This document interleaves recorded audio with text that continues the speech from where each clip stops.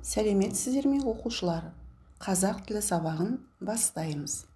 Бүгінгі сабағымыздың тақырыбы 123-ші сабақ үстеу. Мекен үстеулері, сын қимыл үстеулері. 12-ші, 18-ші жаттығулармен жұмыс жасаймыз. Бүгінгі сабағымыздың оқу мақсаты үстеуді мағынасына қарай ажырату, етістікпен байланыстырып сөйлемде қолдану. Бүгінгі сабақта сөйлемдегі қателерді табамыз, оны түзетіп жазамыз, үстеулерді ажыратамыз және қолданамыз. 12-ші жаттығу. Өлеңді тиісті тыныс белгісімен толықтырып жаз. Үстеулерді тап, оларға сұрақ қой. Елордам менің Астана, осында жаңа бастама. Сәулетті зәулім үйлер көп, көрікті сондай жас қала. Нұрлан Қалқа. Тапсырманы орындаймыз.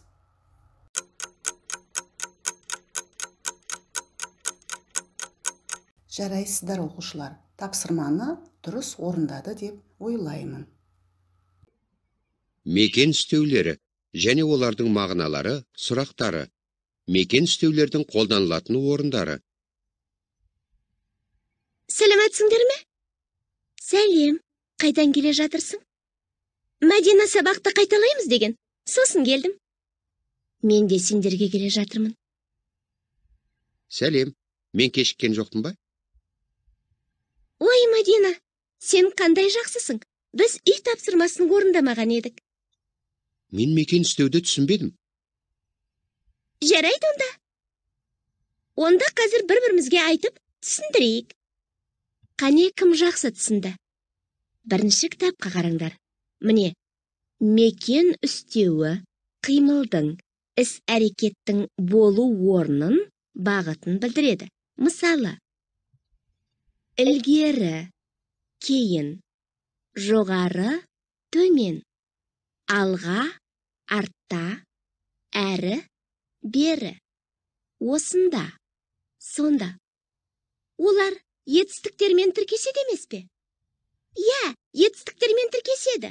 Мысалы, ілгері жүрді, кейін жүрді, жоғары ұшты, төмен ұшты, алға бастады, артта қалды, әрі кетті, бері келді, осында отыр, сонда барды. Сызбасы мынандай: мекен үстеу, етістік. Мен енді түсіндім. Мекен үстеуі қайда, қайдан деген сұрақтарға жауап береді. Мысалы, қайда жүрді, қайда ұшты, қайда бастады, қайда қалды, қайда кетті, қайда келді, қайда отыр, қайда барды. Қайда сұрағына жауап болатын үстеулерді мекен үстеулері дейді. Мысалы, жоғары көтеріледі, қайда көтеріледі. Бұл жерде жоғары сөзі мекен үстеуі болады. Ілгері жүреді, қайда жүреді. Ілгері сөзі мекен үстеуіне жатады. Қалай сұрағына жауап болатын үстеулерді сын қимыл үстеулері дейді. Мысалы, тез оқиды, қалай оқиды. Тез сын қимыл үстеуі болады. Ақырын сөйлейді, қалай сөйлейді. Ақырын сөзі сын қимыл үстеуіне жатады. 14-ші жаттығу. Көп нүктенің орнына төмендегі мекен үстеулерін қойып, сөйлемдерді көшіріп жаз. Айбат Нұр-Сұлтан қаласында. Оның келгеніне көп болған жоқ. Туған жердің қадірін жүргенде білерсің. Біз кітап дүкеніне кірдік. Керекті сөздер, яғни мекен үстеулер, тысқары, жолшыбай, мұнда деген сөздер берілген. Олай болса, көп нүктенің орнына осы сөздердің тиістісін қойып, сөйлемдерді қатесіз, таза, әдемі жазамыз. Тапсырманы орындаймыз.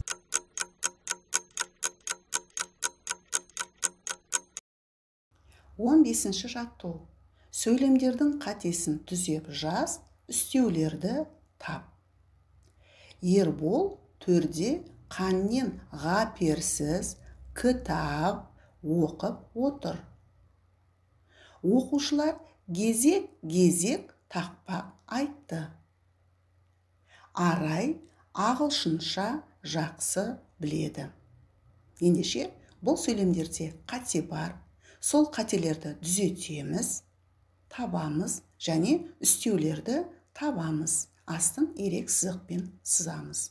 Тапсырмаларды орындаймыз.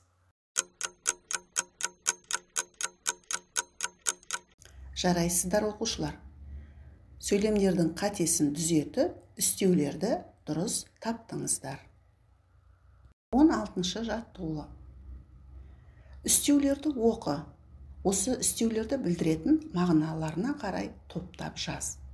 Жол жөнекей, әуелден, былтыр, ілгеріде, әлде қашан, тысқары, күндіз, мұнда, тез, төмен, ежелден, сонда, үнемі, әрең, қолма-қол. Бұл берілген үстеулер. Осы үстеулерді мезгілді білдіретін үстеулер, мекенді білдіретін үстеулер, сын қимылды білдіретін үстеулер деп бөліп топтап жазуымыз керек. Тапсырмаларды орындаймыз.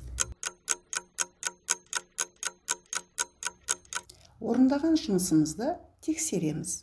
Мезгілді білдіретін үстеулер күндіз, былтыр, ежелден, әлде қашан, ілгеріде, әуелден. Мекенді білдіретін үстеулер мұнда, төмен, сонда, тысқары, үнемі. Сын қимылды білдіретін үстеулер жол жөнекей, тез, әрең, қолма-қол. Жарайсыздар оқушылар. Тапсырманы дұрыс орындадыңыздар. 17-ші жаттығу. Өлеңді оқып, жатқа жаз. Сын қимыл үстеуін тап. Ақырын жүріп, анық бас. Еңбегің кетпес далаға. Ұстаздық қылған жалық бас, үйретуден балаға. Абай Құнанбаев. Тапсырманы орындаймыз. Үйге тапсырма 13-ші жаттығу. Берілген үстеулерді қатыстырып, сөйлем құра. Алға, ілгері, төмен, артта. Осы үстеулерді қатыстырып, сөйлем құраймыз. Осымен сабағымыз аяқталды. Сау болыңыздар.